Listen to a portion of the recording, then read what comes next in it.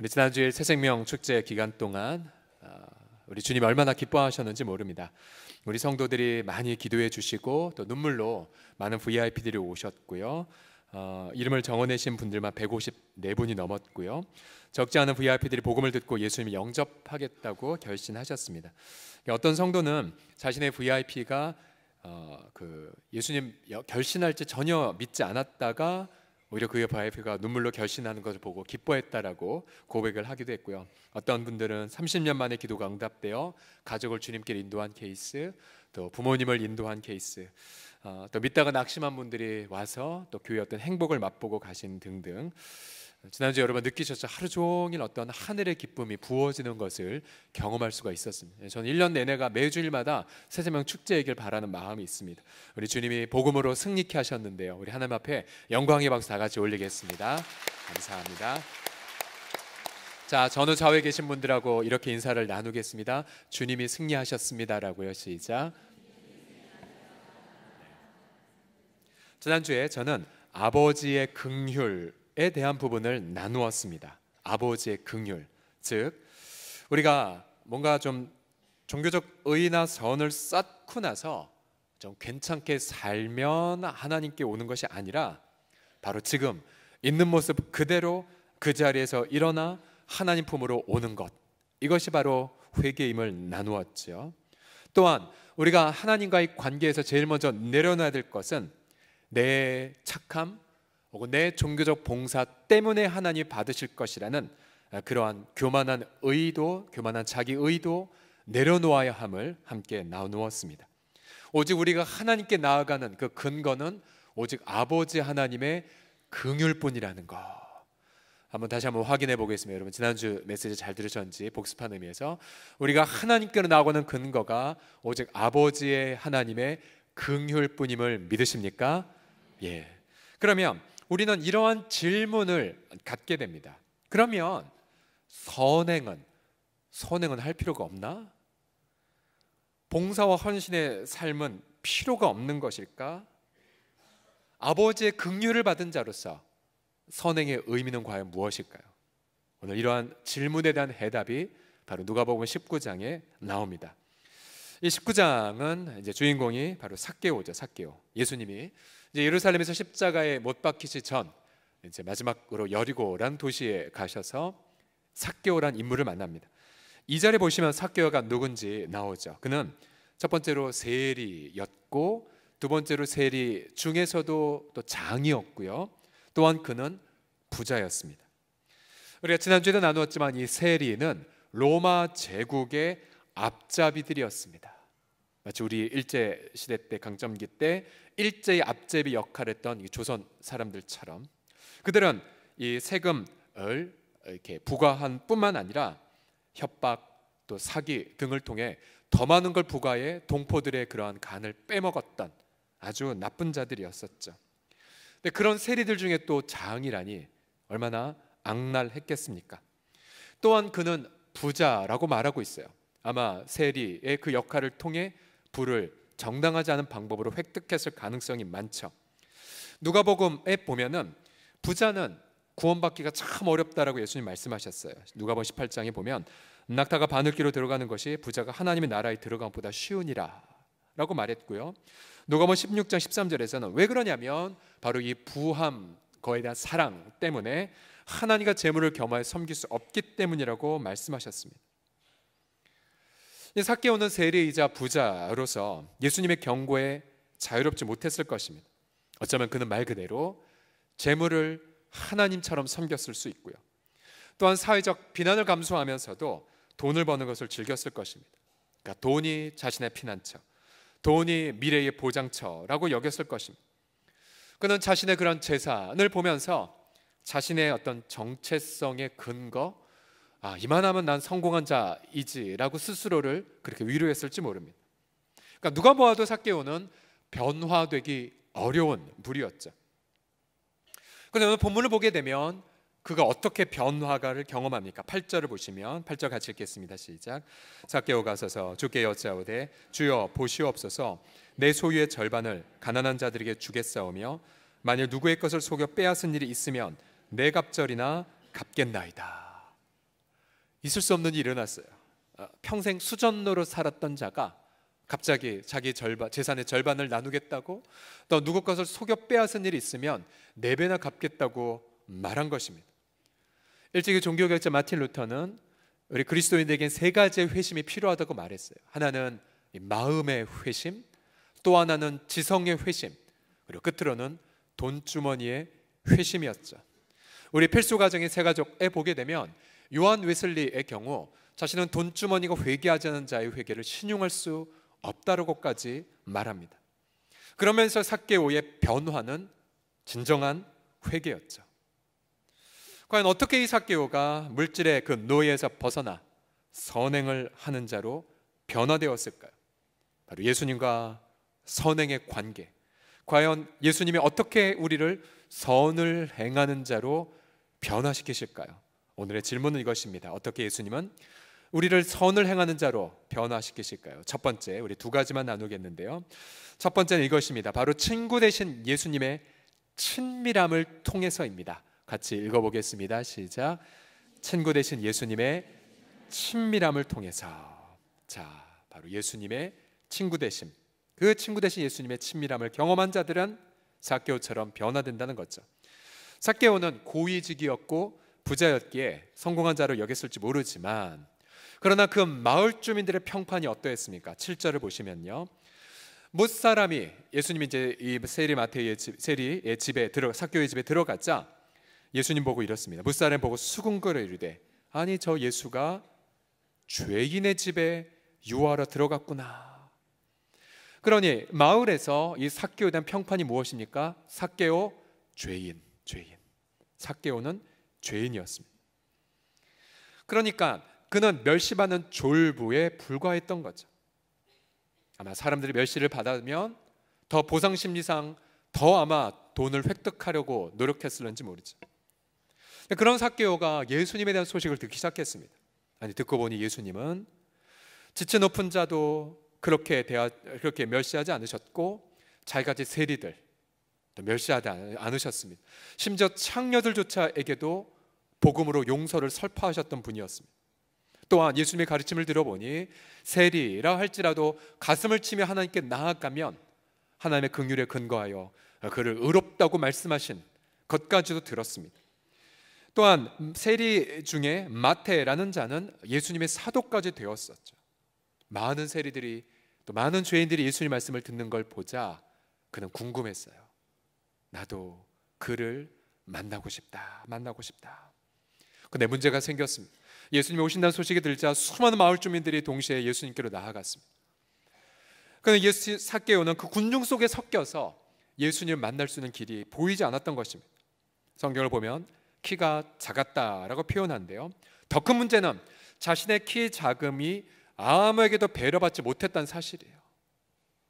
분명 동네 사람들은 삭개오의 이름을 알았고요, 또한 삭개오에 대한 비난을 했었죠. 삭개오가 어떤 형편인지 다 알았음에도 불구하고 그저 삭개오는 군중 속의 고독한 외로운 자일 뿐이었습니다. 아무도 자신의 이름을 불러주지 않은 자 삭개오. 결국 삭개오는 그런 냉대 속에, 투명인간 취급을 받는 그 속에서 어차피 사람들한테 투명인간 취급받을 거 예수님이란 분 한번 보자, 체면 신경 쓰지 않았을 것입니다. 그래서 한 나무에 올라 예수님 오기를 뚫어지게 바라보았죠. 여러분, 군중 속의 고독한 자 혹은 투명 인간으로 취급받는 자, 현대인들이 얼마나 이것 때문에 고통하십니까? 네, 점점 더 사람들이 외로워지고 있죠. 그래서 요즘 식당을 오픈하면 반드시 해야 될 좌석이 있죠. 바로 혼밥을 먹는 좌석. 그래서 바로 벽을 보거나 창가를 보도록 혼자 앉도록 있고요, 또 혼술하는 분들의 그런 배려석, 군중 속의 고독을 부추기는 사회, 또 그것을 해결하지 못하는 사회입니다. 교회도 마찬가지예요. 교회가 점점 대형화될수록 이른바 군중 속의 외로움을 선택하는 자들이 점점 많아지십니다. 우리 교회는 그런 분이 없을 거라 믿고 싶지만 이런 분의 특징이 하나 있어요. 그게 뭐냐면 딱 예배 시간에 앉아 계시면 뭔가 화난 듯한 분위기가 느껴집니다. 그러니까 이거죠. 나한테 말 걸지 마. 난 예수님께만 인사하러 왔으니까.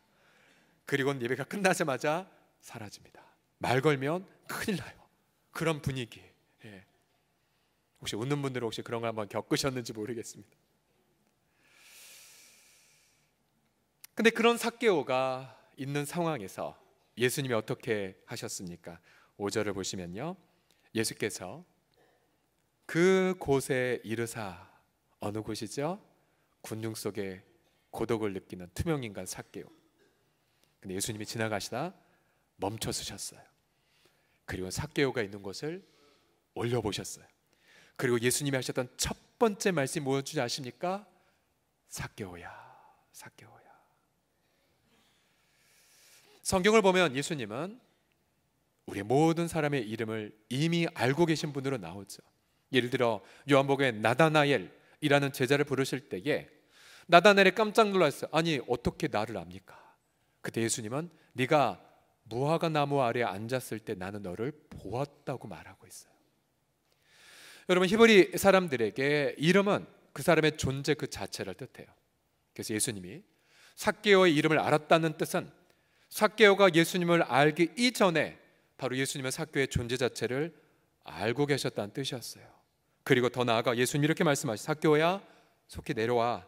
내가 오늘 내 집에 유하여야 하겠다. 즉, 이 말은 무슨 말이냐면, 삭개오야, 나 오늘 너희 집에 놀러 갈 거야. 왜? 넌 내 친구니까. 내가 널 나의 친구로 여기는데 너도 나를 너의 친구로 여기겠니? 이런 뜻이지요. 예수님은 친밀한 친구로 삭개오에게 다가오셨어요. 여러분, 이때 삭개오의 심경이 어땠을까요? 만일 여러분, 우리에도 아주 높고 귀한 분이 어느 날 우리 가운데 찾아오셔서 우리 이름 불러주시고 우리 악수하고 우리랑 같이 밥 먹으면서 너 나 친구야, 여러분, 그러면 우리는 며칠간 자랑하게 돼요. 예. 제가 지난 금요일날 동경복음교회에서 이제 수련회 세미나와 치유 집회를 인도하고 나서 이제 숙소에 가니 새벽 1시쯤이 됐어요. 근데 문득 제 예전 교회 목사님이 생각이 났어요. 왜냐하면 그 기도 사역의 가르침, 또 설교의 가르침 에센스를 거기서 배웠기 때문이었거든요. 그래서 너무 고마워서 자꾸 생각이, 새벽 1시인데 문자를 보냈어요. 목사님 통해서 이거를 배워서 오늘 이렇게 써먹었어요. 감사해요. 그랬더니 새벽 1시에 단문자가 바로 온 거예요. 안 주무셨나? 그때 문자에 대구 집회에 인도하고 나도 방금 왔다. 경철, 내가 당신을 자랑스럽게 여겨. 너무 마음이 기쁘더라고요. 너무나도요. 그런데 여러분, 바로 이 땅의 사람이 아니라 바로 하나님의 아들 예수께서 내 이름을 불러주시고 넌 나의 친구야 라고 하신다면 여러분, 이게 얼마나 기쁠까요? 6절에 보십시오. 삭개오의 반응 다 같이 읽겠습니다. 시작. 급히 내려와 즐거워하며 영접하거늘. 그동안 군중 속에서의 고독 순식간에 잊어버렸어요. 투명인간 취급받았던 거 아무것도 기억 안 났어요. 하나님의 아들 바로 그리스도가 자신의 친구로 왔다는 그 사실에 그는 뛸 듯이 기뻐합니다. 자, 성경을 보게 되면 예수 그리스도께서는 요한복음 15장 5절에 따르면 우리를 뭐라고 부른 줄 아십니까? 이제부터는 너희를 종이라 하지 않겠다. 종은 주인이 하는 것을 알지 못함이나 너희를 뭐라고 부른다고요? 친구로 부른대요. 친구. 그래서 내가 내 아버지께 들은 것을 다 너희에게 알게 했다고 말해요. 자, 옆 사람 보시면서 예수님의 친구인 걸 제가 몰라봤습니다 하겠습니다. 시작. 예수님의 친구인 걸 몰라뵀군요. 예수님의 친구. 그 친구 대신 예수님은 그래서 우리를 너무나도 존귀하고 귀하게 여기세요. 누가복음 12장 6에서 7절을 보시면 참새 5마리가 두 아사리온이 요즘 막 1,000원짜리 몇 개밖에 안 되는 거예요. 그 두 아사리온 팔리는 것이 아니냐. 그러나 하나님 앞에는 그 참새 한 마리도 또 그 참새 한 마리가 두 아사리온이 팔리는 것도 잊어버리시는 바가 되지 아니했다. 하나님이 그렇대요. 정말 보잘것없는 것조차도 기억하신대요. 그러나 하나님 앞에는 그 하나도 잊어버리신 바가 되지 아니요 너희에게는 심지어 머리털까지도 다 세신 바가 되었나니. 여러분, 지금 여러분 머리카락 몇 개인지 혹시 아세요? 물론 어떤 분들은 저를 비롯해서 세시는데 금방 시간이 별로 안 걸린 분도 있긴 할 거예요. 그러나 주님은 그 세신바가 되면서 이렇게 말씀해요. 두려워하지 마. 너희는 그 많은 참새보다 어떻게 해요? 더 귀하다고요. 더 귀하대요. 이처럼 예수님이 우리의 형편을 다 알고 계시기 때문에, 그래서 예수님의 친밀함을 경험한 자들은 어떠한 자유를 누린 줄 아십니까? 이러는 거죠. 아니, 참새 한 마리도 날아가는 것, 또 들에 핀 들풀도 소중히 여기시는 그분, 참새도 먹이시고 또 들에 있는 들풀도 아름답게 꽃을 피우게 하신 그분, 그분이 하물며 우리들을 돌보지 않겠느냐. 믿음이 적은 자들아.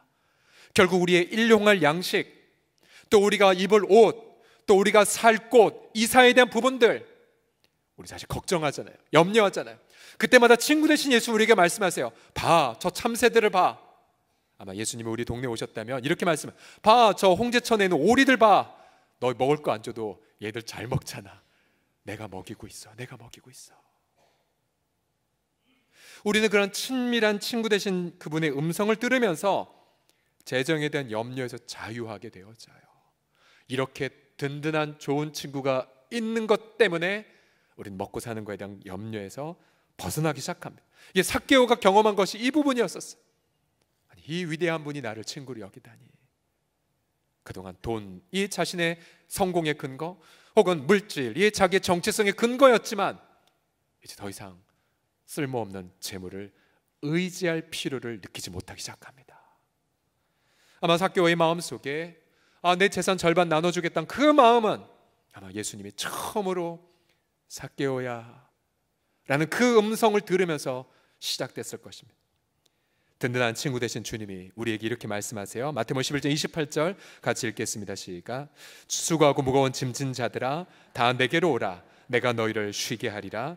나는 마음이 온유하고 겸손하니 나의 멍에를 메고 내게 배우라.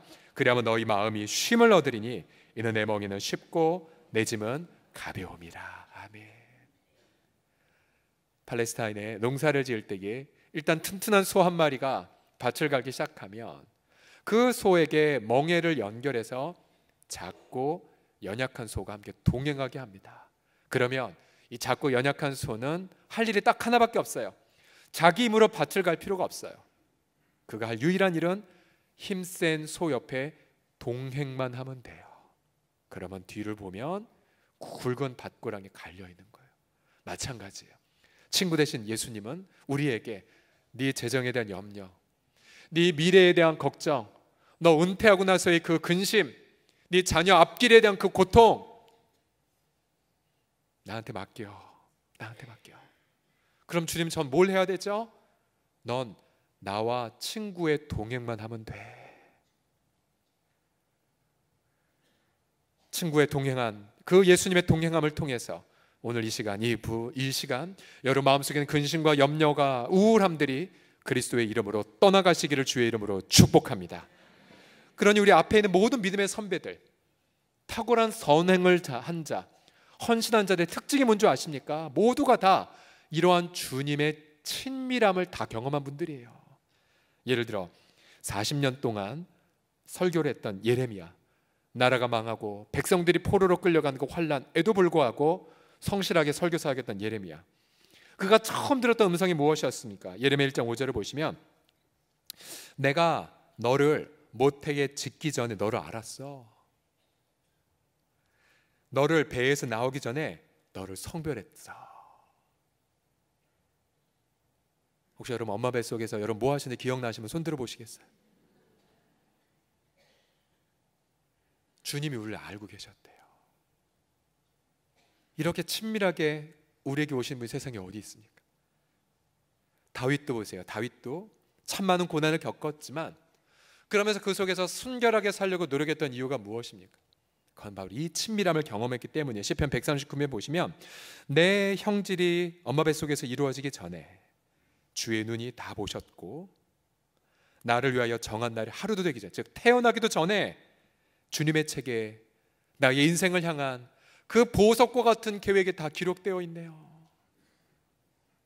지금껏 보배로운 계획을 경험한 것도 감당할 수 없는데 앞으로 인생을 살아가면서 비록 여러분 2018년이 지나고 2019년이 오면 아마 우리에게 주름살이 좀 더 생길 거예요. 그렇죠?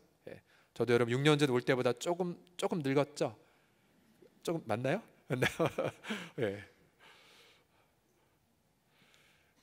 그러나 더 달라진 것이 있는데 뭐냐면 나를 향한 2018년도를 향한 예수님의 그 계획, 아니요, 2019년도에 나를 향한 예수님의 그 보배로운 계획들이 더 놀라울 것을 믿기 때문에. 믿으십니까?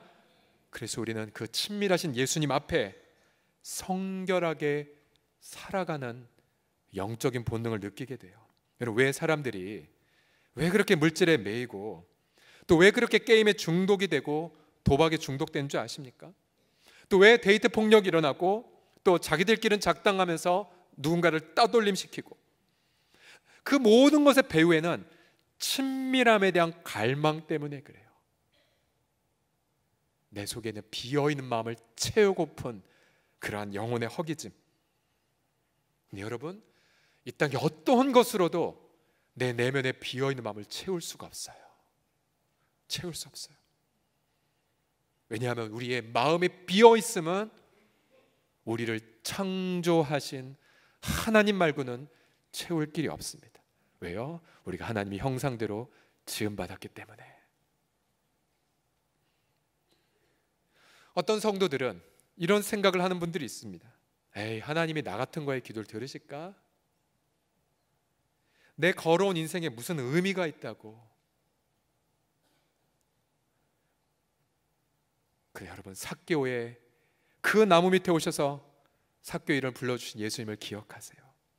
그분은 내 인생 아무 의미 없다라고 여기는 그 지점 속에 홀로 외로울 때 어느덧 내 앞에 다가오셨어요. 그리고 이름을 부르며 말씀하세요. 사랑하는 아들아, 사랑하는 아이 딸아, 나 너와 친구 되고 싶어.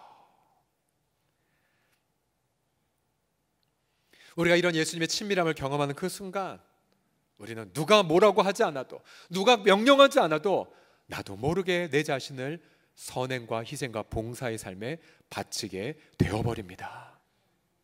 제가 지난 목요일 날 저녁에 우리 중보기도 팀원들과 함께 일본 동경에 있는 동경복음교회를 다녀왔습니다. 저와 우리 심재 장로님은 어제 돌아왔고요. 나머지 팀원들은 이제 오늘 돌아올 예정입니다. 저는 말씀드렸죠. 이 교회는 고 유이근 장로님의 사역지였었다고요. 찬양 선교사로 머무셨던 곳. 그래서 이번에 그 유 장로님이랑 제일 친하셨다는 신 장로님을 만났습니다. 이 장로님은 제주도 태생이신데 50년 전에 일본으로 건너가서 맨손으로 가셔서 지금 어떤 상공회의소에 이사로 계신 분이십니다. 회고하시더라고요. 목사님, 제가 그 유 장로님이랑 제일 친했던 사람입니다, 일본에서.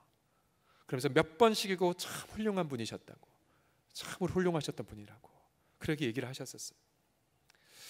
왜 그 장로님이 그 시절에, 사실 저희가 우리 원로원트 장로님께 여쭤봐도 어떻게 사역하십니까에 대한 자료가 잘 없어요. 저희 교회에 아무도 그분이 어떻게 왜 헌신했는지 이야기를 잘 못하죠.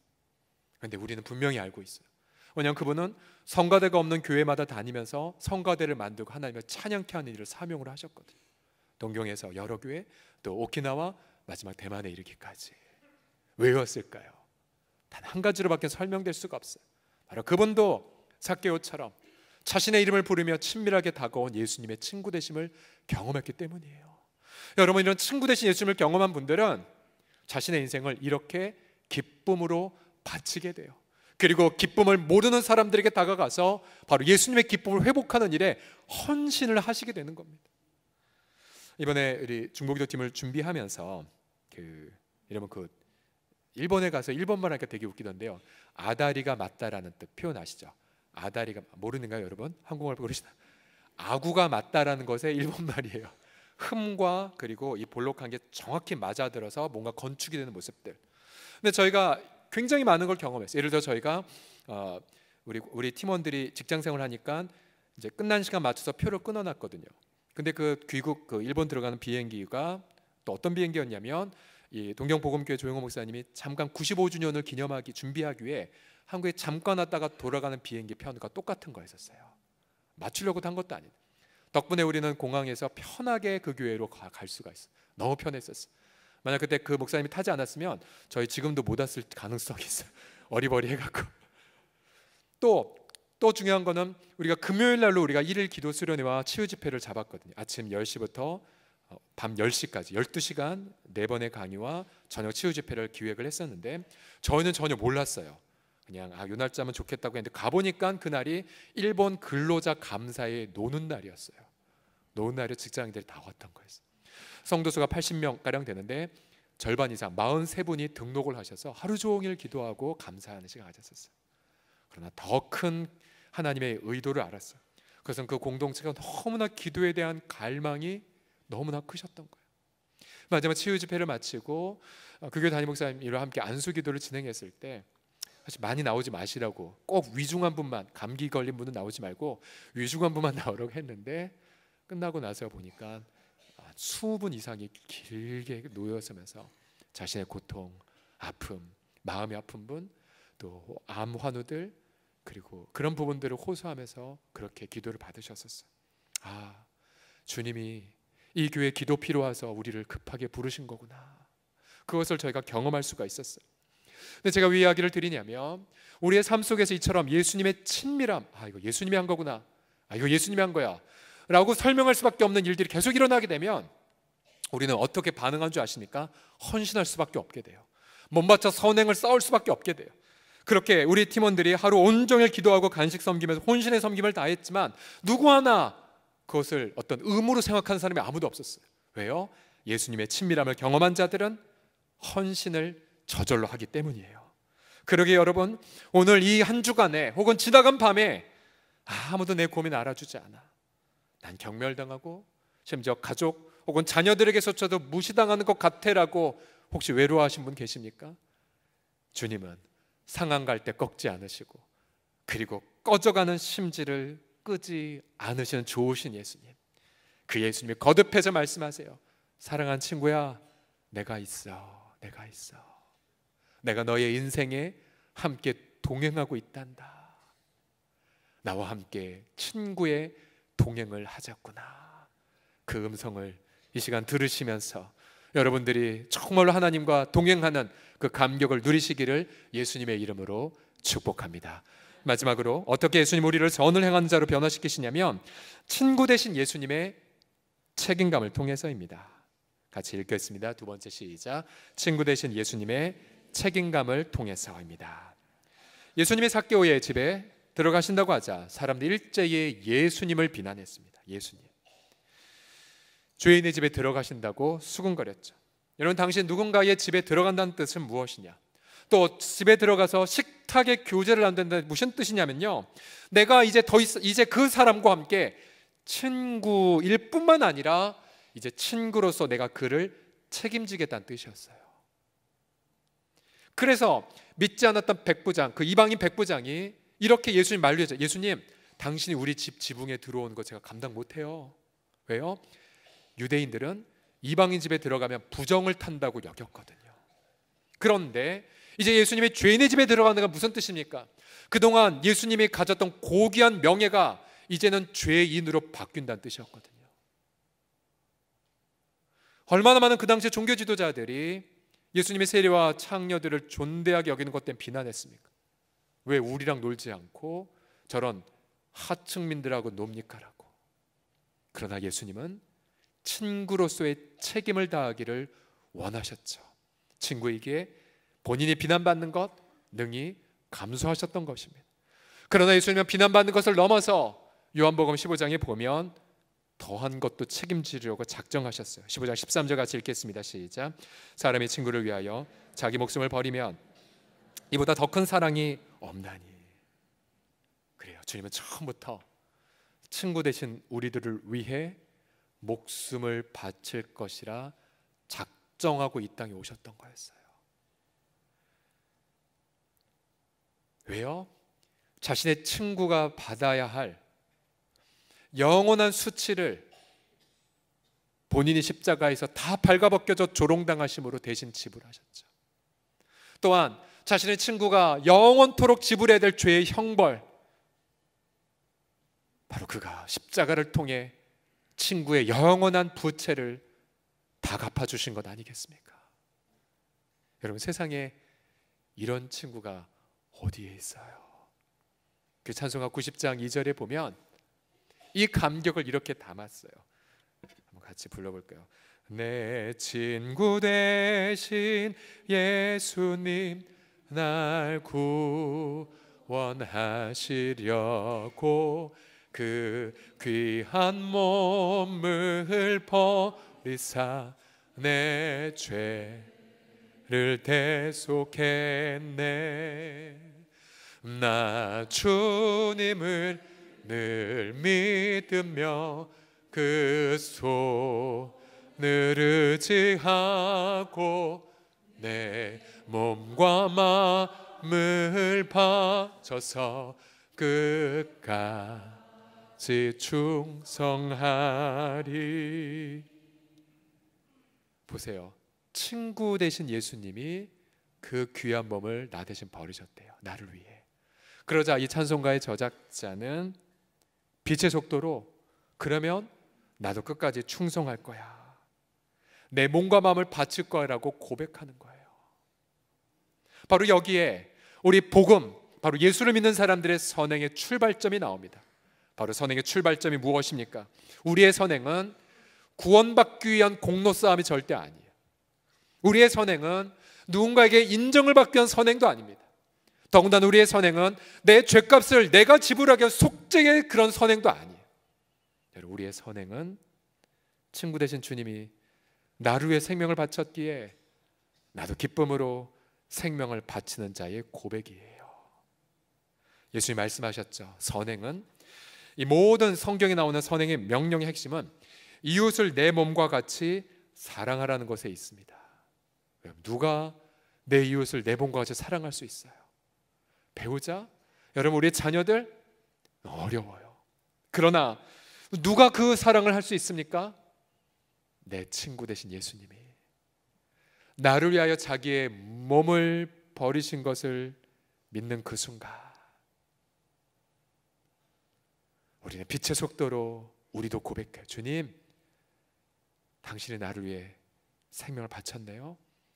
그럼 나도 바칠게요. 주님, 당신의 영원한 수치를 짊어지시면서 내가 지불해야 할 영원한 부채를 다 갚아주셨어요. 주님이 죄의 부채를 갚은 대가는 죽음이었잖아요. 지옥이었잖아요. 그러면 주님, 저도 갚을게요. 사랑으로 그 사랑 보답할게요. 그래서 여러분, 우리 모든 복음을 믿는, 예수를 믿는 사람의 선행의 첫 스타트에는 반드시 이 고백부터 시작합니다. 주님이 나를 위해 헌신하셨으니 나도 당신 위해 나를 바치리이다. 예수님 말씀하셨죠. 누구든지 나를 따라오려거든 자기를 부인하고 자기 십자가를 지고, 즉 자기의 사형틀을 짊어지고 나를 좇을 것이니라고요. 여러분, 이 고백 어려운 고백이 아니에요. 제가 고등학교 1학년 때에 처음으로 하나님이 세상을 저를 이처럼 사랑하셔서 독생자를 주셨다는 것을 들었어요. 그래서 여러분, 하나님의 아들이 나를 위해 죽었는데 그럼 여러분 본능적으로 이렇게 고백 안 할 수밖에 없어요. 주님, 그러면 저도 저를 다 바칠게요. 이게 무슨 과도한 신앙의 무슨 신념입니까? 이게 무슨 신앙이 특출한 자의 탁월한 열심입니까? 아니 무슨 순수한 사람의 순수한 게 그렇게 고백한 거의 고백입니까? 아니에요. 절대 그렇지 않아요. 이 땅에 여러분 가장 강력한 자라 할지라도 누군가 자기를 위해 대가를 지불하면 그거를 보답하고 있는 마음이 다 있어요. 인간에게. 만약 역으로 여러분 마음속에 나는 단 한 번도 예수님이 나를 위해 죽으셨기에 나도 당신을 위해 죽겠습니다로 고백을 안 하셨다면 둘 중에 하나죠. 아직 예수님의 친밀함을 경험 못 하셨던가, 아직 친구 되신 예수님이 나 때문에 죽임당했다는 것을 아직 믿지 않는 죄를 범하고 있는 거죠. 그러게 우리 성도들이 해야 될 가장 아름다운 선행과 미덕의 첫 스타트가 무엇입니까? 이거예요. 친구 되신 예수님을 믿는 거. 내가 해야 될 가장 고귀한 가치 있는 일이 무엇입니까? 친구 되신 예수님이 나 대신 책임을 다 지불한 거를 받아들이는 거예요. 그래서 예수님이 그 벳세다 광야에서 이렇게 말씀하셨지요. 하나님의 일이 무엇입니까? 사람들이 묻자 예수님 말씀하셨어요. 하나님이 보내신 자를 믿는 것이 하나님의 일이니라. 저는 이러한 은혜의 깨달음이 우리 모두에게, 또 우리 서로 공동체의 그런 뿌리 속에 그렇게 분명하게 그렇게 새겨지기를 예수 그리스도의 이름으로 축복합니다. 평촌에서 목회하시는 고성재 목사님과 한혜경 사모님이라는 분이 계세요. 좋은 교회를 섬기고 계시고, 또 슬아이 2딸도 있고, 또 딸도 시집 보내서 53살의 나이에 손주도 얻으신 분이세요. 예. 할아버지, 젊은 할아버지가 되신 분이었어요. 뭐 부러울 것 없는 귀한 가정, 또 귀한 교회. 근데 저 사진을 보시면 가운데에 우리 한 아이가 더 있죠. 이분이 교회 수련회 때에 야고보서 1장 27절을 전하면서 이런 강력한 마음의 도전을 받으셨대요. 하나님 아버지 앞에서 정결하고 더러움이 없는 경건은 곧 고아와 과부를 그 환난 중에 돌보고 또 자기를 지켜 세속에 물들지 아니하는 그것이라.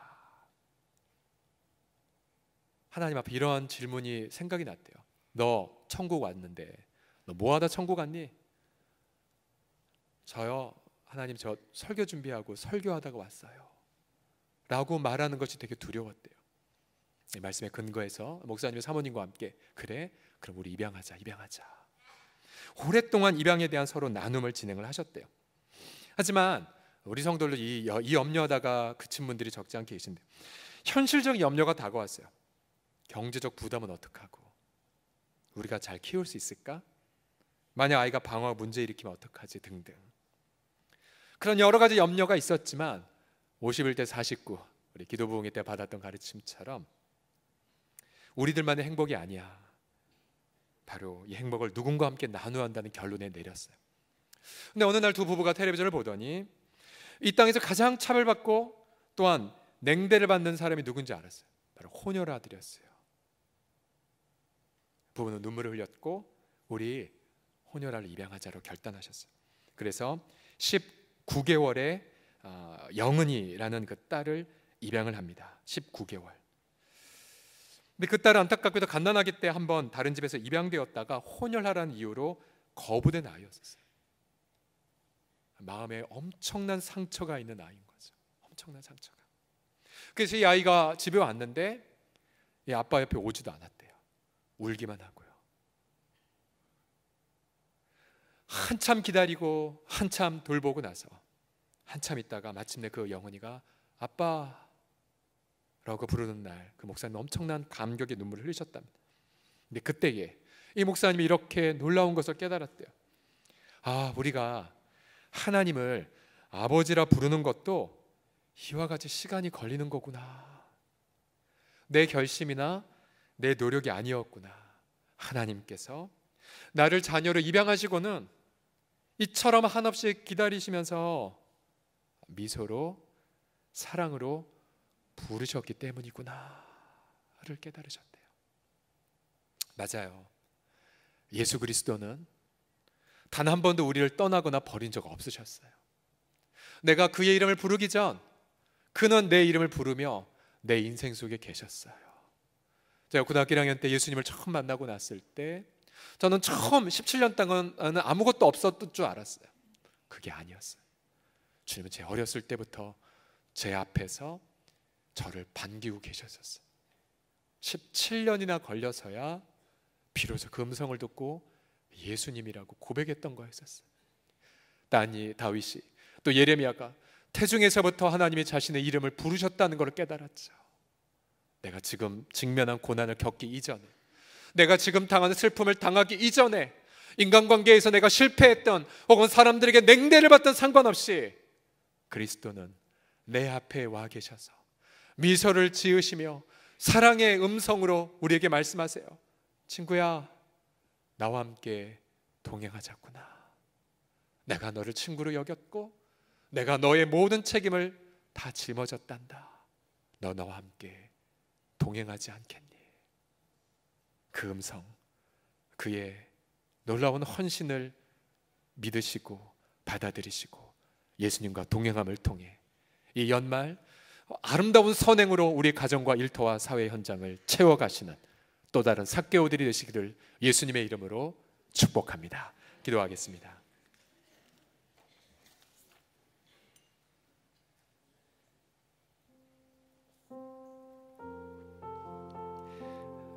예수님이 우리가 뭘 기도하면 가장 기뻐하실까요?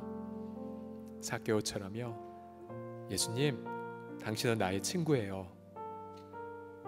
예수님이 어떠한 말을 들으면 가장 행복해 하실까요? 친구 되신 예수님, 나 때문에 책임을 지셔서 희생하신 것 제가 믿어요. 제가 믿어요. 이 시간 예수님, 그분을 향한 고백, 감사, 우리 함께 시간 올려드리겠습니다. 기도합시다. 아버지 하나님이시여, 주 예수님, 이 부분 때문에, 혹은 이 어려움 때문에, 혹은 이 생각 때문에, 혹은 이 인간관계 때문에 주님, 이거는 정말 예수님의 사랑에 해당이 안 된다라고 여길 때가 얼마나 많은지, 주님, 다윗처럼 너무 힘들어서 내가 저 하늘 끝에 날아가 도망가고 싶을 때, 또 하늘 저 위로 혹은 지옥 밑에 내 자리를 펴서 도망가고 싶어 할 때, 그러나 주님은 그곳에 이미 와 계셔서 나의 이름을 불러주시는 주님, 내 친구 되신 예수님, 나 사랑하셔서 나 때문에 수치와 조롱 생명 바치셨사오니 주 예수님, 그 예수님 친구로 여겨 주님과 함께 동행하는, 그래서 주님의 그 아픔 이제 내 아픔이 되고, 이제 아버지 하나님 주님의 그 쉽고 가벼운 멍에를 짊어지며 주님과 함께 동행하는 친구, 주님, 내 인생의 모든 무거운 멍에를 대신 짊어지신 예수님, 나의 죄짐을 짊어지신 예수께서 이 시간 내 모든 염려도 대신 담당하신 것을 믿기에 당신과 동행하겠나이다. 주님, 당신과 함께 보조를 맞추겠나이다. 당신과 눈을 마주치며 또 당신의 음성에 귀를 기울이고 당신의 그 심장의 박동에 내 귀를 대겠나이다. 우리 주 예수 그리스도, 내 인생의 해답임을 참여하나이다. 특별히 마음에 한 주간 고통하셨거나 또 무관심과 냉대 속에 외로우셨던 분들, 양손을 자신의 마음에 얹어주시겠습니까? 우리 주 예수 그리스도여, 먼저 우리의 죄악을 고백합니다. 외롭다고 말하기 이전 사실 하나님 말고 다른 걸로 채우려다가 실패했기 때문에 외롭다로 여길 때가 많았나이다. 돈으로 채울 수 없고, 명예로도, 박수로도, 성과로도, 아무 것으로도 나의 비어있는 영혼을 채울 수 없나이다. 주님, 우상으로 내 몸과 마음을 만족을 추구했던 죄악을 용서해 주세요. 나를 당신의 전부로 삼아 나를 생명을 바치신 예수 그리스도, 주님의 친구 되신 그 친밀함만이 내 마음을 채울 수 있음을 고백하나이다. 예수 그리스도요, 이 시간 우리 마음을 활짝 열어 그동안 한 번도 주 앞에 오픈하지 않았던 내 염려와 고민을 주 앞에 토로하옵나니, 내 이름을 부르시는 예수님, 그 예수님과 더불어 온전히 이 시간 위로 되신 예수님, 그리고 소망이 되신 예수님을 이 시간 누리며 그렇게 경험하게 하여 주옵소서. 그리스도로 채워진 그 마음 속에 모든 어두움과 우울감들은 떠나갈지어다. 모든 실패와 상처와 증오도 떠나갈지어다. 우리 주님이 나를 사랑하사 몸 바치셨으니 나도 주님 앞에 몸 바치며 이웃을 책임짓는 복의 근원 되게 하여 주옵소서. 예수님의 이름으로 기도드립니다. 아멘. 우리 하나님 함께 감사의 박수 올려드리겠습니다.